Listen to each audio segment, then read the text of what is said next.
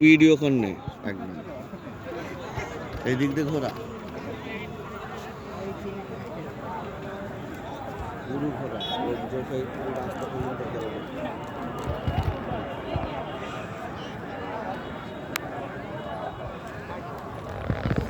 তুমি বলো কোথায় কি আছে। আজকের আমরা বিশ্ব ইজতেমায় এসেছি। তো আমাদের এখানে এদিকটায় আমাদের মজমা হচ্ছে, অনেকটাই বড় প্রায়। আর এদিকটায় সব ট্রেন খাটিয়েছে যে যার মতো মানে শোয়ার জন্য। ক্যান্টিন। আর মজমার ওই পিছনটায় আছে ক্যান্টিন।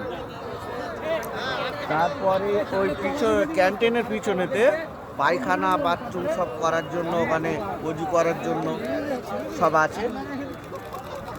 তো আসো দর্শক, আরেকটু ঘুরে দেখি।